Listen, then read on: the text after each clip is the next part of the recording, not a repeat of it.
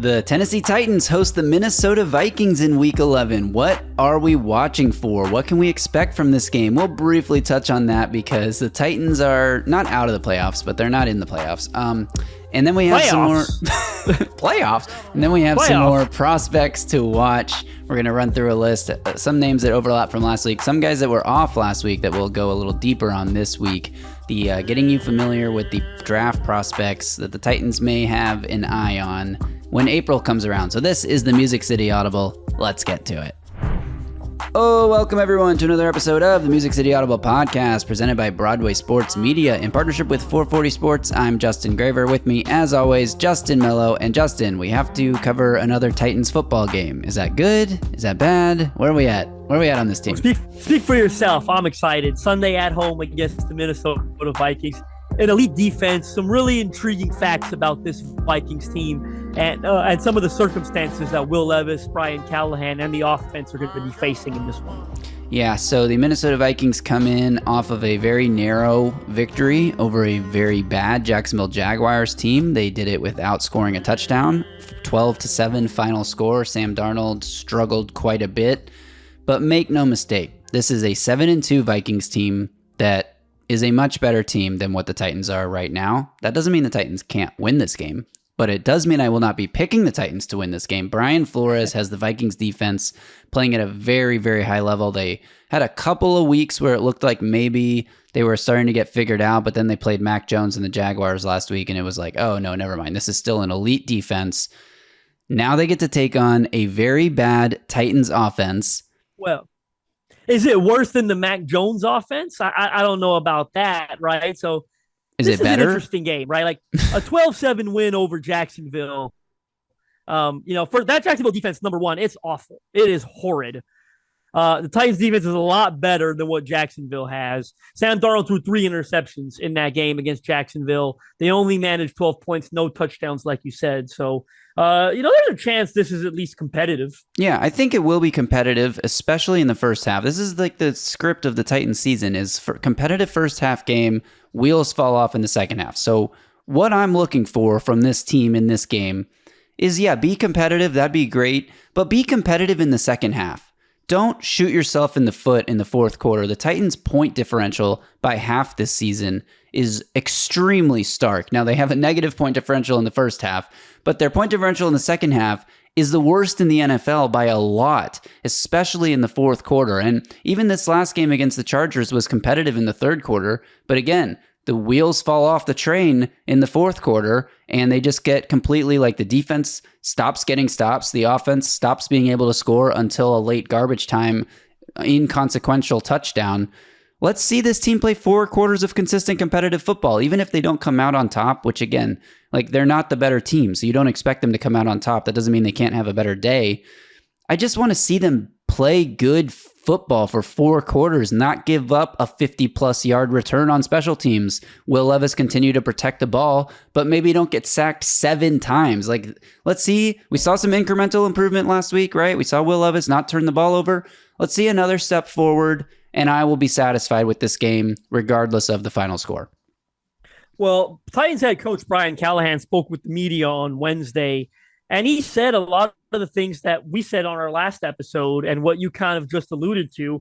He seemed to be in lockstep with you and I, that Will Levis did show improvement on Sunday. In fact, he referenced tight window throws and talked about how certainly it got better. But then he acknowledged the fact that the next step in his development is understanding and knowing when to get rid of the football and when to hold on to it. And I think he's directly referring to, taking 7 sacks in a game, that maybe if he gets better in that area, we can get that number down, right? And get that number down to 2-3 sacks as opposed to 7. So it'll be interesting to watch. And look, the opponent is very difficult, right? It's not an easy task here on Sunday against the Vikings. In fact, I think for any team in the league, this got to be one of the tougher 2-game stretch from a defensive perspective, right? You got the Chargers last Sunday, who I believe have the number 1 ranked scoring defense in the league.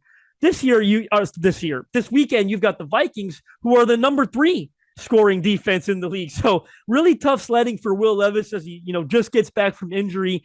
continues on his mission to prove that he's a franchise quarterback. It's not going to be any easy test, no bullshit results that he can get away with and fool anybody. It's going to be tough to play well in this game. And if he does play well, it probably does mean something. This is actually an incredibly tough stretch for the Titans overall. I'm glad you brought this up because I wanted to talk about it. This has got to be one of the tougher 6-game stretches in the entire league. 5 of your 6 games in this stretch are at Buffalo, at Detroit, at Los Angeles. Now you're home against the Vikings, at Houston, at Washington, who is one of the biggest surprise teams of this season. So most of those games on the road, the only game that was winnable in that stretch, really, for this iteration of the Titans was home against the Patriots, and they took care of business. They won that game. But only 2 home games in this 6-game stretch, one against the Patriots and one against the Vikings, who are one of the top teams. Road games against the Bills, Lions, Chargers, Texans, and Commanders. Come on, NFL. What are we doing here? That's crazy. How did that Titans who had a bad record last year end up with that kind of stretch? I guess when it's teams like Washington being a lot better than you expected. But even if it wasn't, we knew Detroit were good. We knew Buffalo were good. We knew the Texans were good. So, and the Chargers, I mean, Justin Herbert, you figure they're always, half decent at least, or for the most part. But one thing that strikes me about this game that's really interesting, we talked about Will Levis, trying to get better in the sack department. Not an easy matchup to do it, right? Like you've got a Vikings defense who I believe you had said off air that's 8th in pressure rate this season. Brian Flores, one of the best defensive coordinators in the NFL, has really rehabilitated his reputation. I mean, didn't do a great job as the head coach of the Dolphins, had that lawsuit against the league. I worried at the time, to be honest, because I don't think very highly of this league and the people that run it. Was he going to get blackballed? Based on that lawsuit and stuff, like who? But so happy to see him land on his feet. Mike Tomlin, tip of the cap to one of the best coaches in the league, was the one that gave him his first opportunity, right? After that whole situation, hiring him as, I believe, the linebackers coach. Now he's doing a great job as the DC of this Vikings team. 8th in pressure rate, as you said. I'm fascinated. Where are the sacks coming from? This is a defense that lost Danielle Hunter in the offseason to a big money contract to the Houston Texans. How did they respond? They took that money, essentially split it down the middle. And it doesn't quite, of course, equal dollar for dollar, but they gave it to 2 lower cost free agents, Jonathan Grenard, who came over from the Texans, and Andrew Van Ginkel, who came over from the Miami Dolphins. They're 2 leading sack artists this year, 7 sacks, I believe, for Grenard, and 6 for Andrew Van Ginkel, 5 for Pat Jones, by the way, a mid-round pick who's starting to come on strong. What does that tell me right away? They got a rotation of 3 edge rushers. They move in and out of the lineup, and they're all producing for this defense. And Brian Callahan, he talked about we need to have quick answers for Will Levis in this game. You do, because that pressure is going to come off the edge. Will be interesting. I mean, J.C. Latham's been lights out. Be interesting to see how he handles that assignment. But certainly whoever's on the other side is going to have the advantage for Minnesota against the Titans right tackle. The one thing I will say, not a lot of threat coming up the middle. That's one weakness of this defense, at least in the passing game. Harrison Phillips, not really a big sack guy, 2 sacks for them on the year. If Will Levis wants to show improved pocket presence, remember what Brian Callahan said at the earlier, I think it was before the season started, was a quote that stuck with me when he talked about building his defense with a Jeffrey Simmons and Tavondre Sweat. He said, as an offensive guy, there are things I could do to offset edge pressure. I could step up, in the pocket.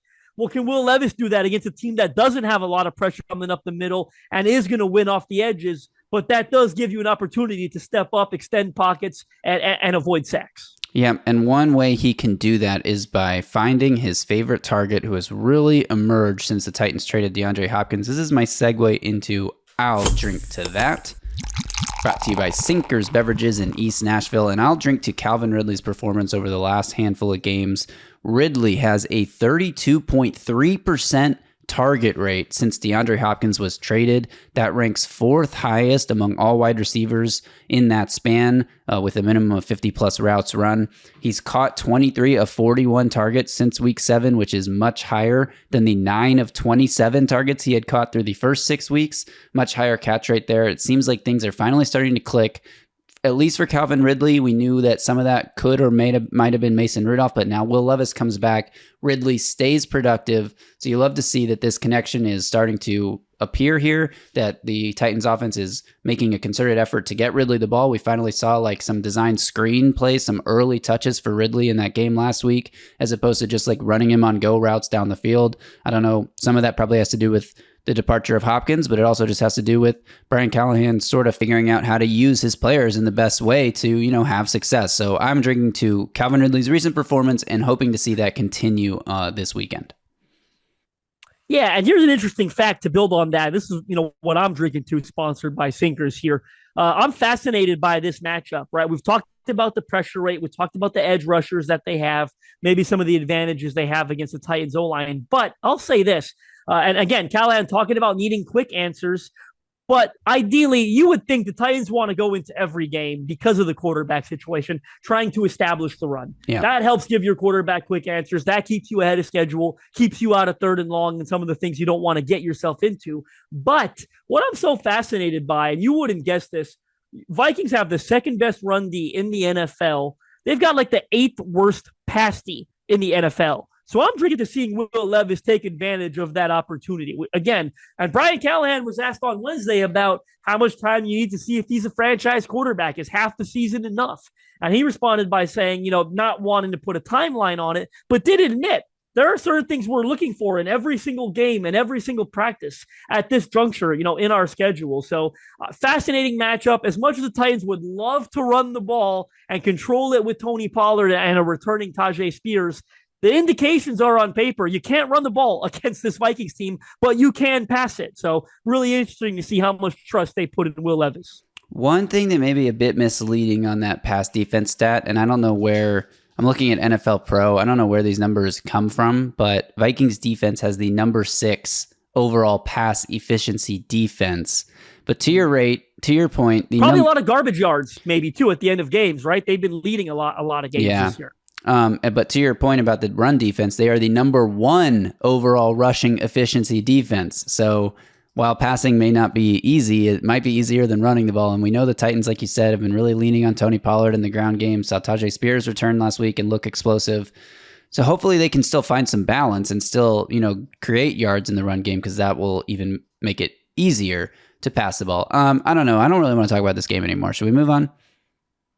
Yeah, let's talk about some college ball. Dave Brugler, by the way, over The Athletic, he just dropped his new top 50 big board earlier this week. I don't remember what day it was, but got a chance to comb through that. Not a whole lot of surprises, at least not to me, on there. If you were looking, I'll say number 3, what did I said last week? I said, who did I say was separating himself, I think, is a top edge rusher in this class? I said Abdul Carter from Penn State, number 3 on Dave's overall big board.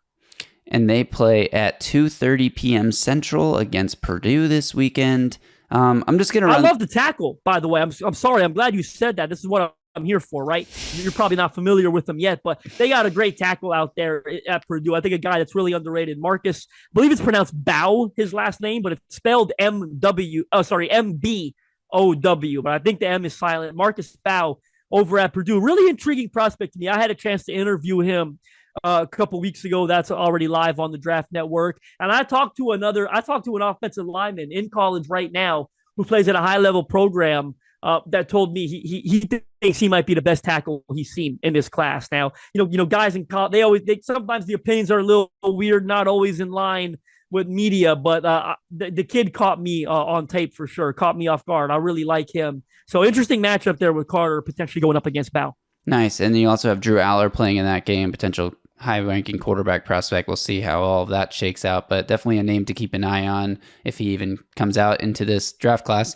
And then some other names. Let's just run through some names here. Texas plays Arkansas, 11 a.m. Central Standard Time. We talked about some guys to watch on that Texas team last week. I think they all played pretty well last week. Texas blew out their opponent last week's Florida. So, of course, with a third-string quarterback playing for Florida, it was kind of an unfair match. But one other name on the Texas team that we didn't talk about is Isaiah Bond. And I bring him up because he's a speedy, talented receiver who I don't think right now, I mean, I haven't really looked at this much into it, but to me, he doesn't scream first-round pick, which means the Titans might have a shot to get him on day 2. inject some speed and some juice into this offense, a guy who has really good hands and, again, really good speed and is a pretty, advanced route runner for a college prospect. I think he's a guy who can have an impact on day one in the NFL. I don't know if he's like a wide receiver one, but he's definitely someone that can be a complementary piece to an efficient passing game, to an explosive passing game. Curious your thoughts on Isaiah Bond before we move on. Yeah, a speedy guy. I will say this, where I might disagree with you slightly is I don't know that that's the type the Titans will need to target this offseason. Like, you've got Calvin Ridley, who's taken the top off. You drafted Jaquan Jackson. I'm more worried about potentially like having a dominant X. In the wake of losing DeAndre Hopkins, I'm looking for the Titans to get like a bigger bodied boundary guy, not a N'Keal Harry. Don't get me wrong, not a N'Keal Harry. You got to strike that correct balance, right? And get like another DeAndre Hopkins type. So, look, there's a spot for Bond on every offense in the NFL, but I actually don't think that's the Titans' problem at receiver right now. I think the Titans need more guys that can take any routine play and turn it into a 50-yard gain or a touchdown. That's and fair. Bond is the kind of guy who can do that. And I do think he's a guy that can play outside in the NFL, but lots of time to break that down. You're looking for a big-bodied outside receiver. How about Tet McMillan out of Arizona?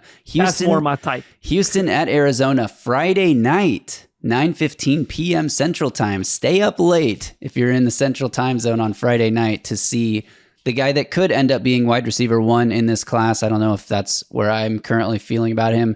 Exploded onto this season with a huge week one game and has been kind of quiet since then, but uber talented, like ginormous human being.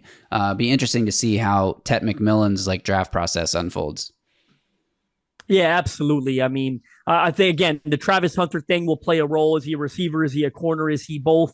If he's, focuses solely on receiver, maybe that bumps McMillan slightly down the board a little bit, but I certainly think, when it comes to, pure receivers, and certainly an X type, a T. Higgins, DeAndre Hopkins type mold, which we know Brian Callahan likes because he liked Higgins, he liked Hopkins. McMillan is certainly cut from that same cloth. Yeah, I think there's some, like, if you want to get really crazy with it, some Megatron comparisons you could make just to the size of his body and his ball skills. Now, I don't think he's going to no one is. He's not going to be as dominant as Megatron, yeah. But nobody is. But I mean, if you're just looking for like a stylistic comparison, he's just a massive, massive guy who, again, has really high level ball skills and coordination for someone that size. You mentioned Travis Hunter, Utah at Colorado, 11 a.m. Central Time. Talked about these guys last week, but Shedeur Sanders, potential number one overall pick. Travis Hunter, favorite for the Heisman Trophy right now. Those are two guys that, if the Titans stay where they are, which right now they have the number 3 pick, if they stay there, both of these guys might be like the top of the board for the number 3 pick. They could be. I mean, we'll see where everyone lands on Sanders. Again, I think that's going to be a difficult evaluation based on some of the off-field stuff, but I think there's no question that Travis Hunter is the most talented player in this class. Mercer at Alabama, 1 p.m. Central, Jalen Milroe. Hey, Jalen Milroe fell off the radar a little bit mid-season. Last few games, he has looked like the prospect we hoped we were getting coming into this year with Jalen Milroe. Now they're playing Mercer. So are we going to learn anything about Jalen Milroe's NFL potential in this game? Probably not. But if you want to watch a prospect that you might be a fan of just have a great game against a terrible team, maybe tune in. Yeah, I mean, how about, look, the guy ran for 185 yards and 4 touchdowns last weekend in a blowout win over LSU. That was crazy. 185 yards, 4 touchdowns against LSU. Put him back on the map for sure. Kind of game might convince you to come out. I think we talked about it before, right? Him versus Nussmeier could be like a resume type game. Well, it was for Milroe. I'll say this, he's got something that Sanders and Cam Ward don't, right? That ability to create with his legs and pick up. He's an elite runner of the football. Yeah. And we know there's a place for that in the NFL. Lamar Jackson, Jalen Hurts, there have been offenses that have been built around that are having a lot of success, right? So be interesting to see if Milroe comes out and where evaluators land on him. Because, we know Ward and Sanders have their questions. He's so different from them. It wouldn't shock me if someone says, I can definitely build a successful offense around this guy. Yeah, the question is, do some of the floor concern, maybe highest ceiling, maybe lowest floor. Flaws as a passer. Yeah, so we'll see how that shakes out. You mentioned Nussmeier. Garrett Nussmeier, LSU at Florida, 2:30 p.m. Central Time. Still looking to see a little bit more from Nussmeier, but there are guys like Dane Brugler, for example, who are very high on his potential. Boise State at San Jose State, a name we did not mention last week, 6 p.m. Central Time. And I bring this up because Ashton Genty. Now look, are the Titans going to draft Ashton Genty, who's probably going to be a first-round pick? That would be maybe the most shocking thing of the draft. But if you just like watching fun, incredibly talented humans, Ashton Genty against San Jose State, this guy might run for 300 yards if he plays in the second half. Like this is, he's in the Heisman race, one of the greatest running back prospects that we maybe have ever seen. I just like watching him play football, even if maybe this one's not like a Titans target. Yeah, he's an outstanding player, an outstanding football player. I mean, I think he should be a first-round pick, probably the only running back that should be a first-round pick. I'd like to see it happen. I mean, the guy, I think I saw, I was on one of those betting sites. I thought it was crazy. The odds for him to score an anytime touchdown were like minus 1,300. I mean, you're special when they're like, yeah, we don't want anyone putting money on this guy scoring. He's scoring 4, 5, 6 a game. It's absolutely ridiculous. It's crazy. All right, probably the game of the weekend here. Tennessee at Georgia, 6:30 p.m. Central Time. The loser of this game is going to have a very tough road to the SEC championship. Georgia, with their second loss already last week, is now facing a very tough road. But Tennessee's got to win this game if they want to stay in the hunt for the SEC championship. A few guys to watch that we didn't name last week. James Pierce Jr., edge, Tennessee, a guy that could make a case for being the top edge in this draft. I don't know if he'll end up that high, but definitely someone with a lot of raw potential that you'd love to be able to mold. Yeah, I think he's a first-round pick. This edge class is all of a sudden starting to look better than we thought. His pressure rate is one of the highest in college football. I think that's a bit of an underrated fact for him because the sack numbers don't jump off the screen. But he's a guy that came in with a lot of potential. I'm telling you, there are like 4 or 5 guys you could convince me right now are going to be the first edge rusher drafted. Like, I think it's going to be Abdul Carter, but if it was one of the Georgia kids or it was this Tennessee kid, you also got 2 of them at Texas A&M that are ranked very highly. So all of a sudden, this is looking like a pretty damn good edge class. And James Pierce Jr., shout out our Tennessee Vols listeners, certainly is in that mix. And playing against the Georgia edges in this game, also Carson Beck, some other names to watch. And finally, you mentioned Texas A&M. How about New Mexico State taking on Texas A&M? 6:45 p.m. Central Standard Time. Names to watch from this game, Justin. Yeah, I mean, like I said, they got the 2 edge rushers there. The kid that transferred from Purdue, you see him very highly on draft boards right now. They've also got another edge that's underrated, Shamar Stewart. He's a big boy. You're talking 280, 285. Plays out on the edge for him, but he's got, I mean, you can guess at that size, he's got unbelievable amount of power in his hands. He's relentless, 3-down type of defender because he's also very, very good at stopping the run. I'll drink to that. Brought to you by Sinkers, but this is the longest I'll drink to that ever because we accidentally transitioned into players to watch without doing the Sinkers read. So I'll drink to that. Brought to you by Sinkers Beverages, the premier wine, spirits, and beer store in East Nashville, serving the community since 1985. Their knowledgeable staff is proud to help you with large parties, themed events, or finding something unique for a special occasion. From birthday parties to milestone celebrations to everyday moments, Sinkers can help with the right drink for every occasion. And if you head to the sinkersbeverages.com website or check the link in this podcast description, you can join the In-Crowd. In-Crowd members get access to allocated wines and spirits, exclusive events, early access to barrel releases, and more. Plus, Sinkers Beverages is on Uber Eats. All right, Justin, we'll wrap this show up like we always do, looking at our game predictions from last week and for this week. Last week, as we talked about on the Sunday, or the Monday, I guess, recap show, I nailed the prediction exactly. Chargers 27, Titans 17. You were very close. You had Chargers 23, Titans 17. But unfortunately, you take the L, I take the W, and after getting off to a huge lead to begin this season, Justin, you are now leading by just 1 game. You are 5-4. I am 4-5. What have you got for Titans-Vikings? I'm guessing you're going with the Vikings. I am indeed. I will go Vikings 23, Titans 16. 16 points on this defense? Is that garbage time? Is that actual time? A little bit of A, a little bit of B. I'm going to go Vikings 24. So Price is writing you one more time. Titans 13. That's what I've got. A double-digit point win for the Vikings. And I do think this is a competitive first-half game that the Vikings just sort of not run away with, but more or less run away with in the second half. All right, Justin, any final thoughts for this episode, or shall we say goodbye? Y'all stay safe out there, and Titan up? Up, down, all around, I don't know. Titan down. Bye.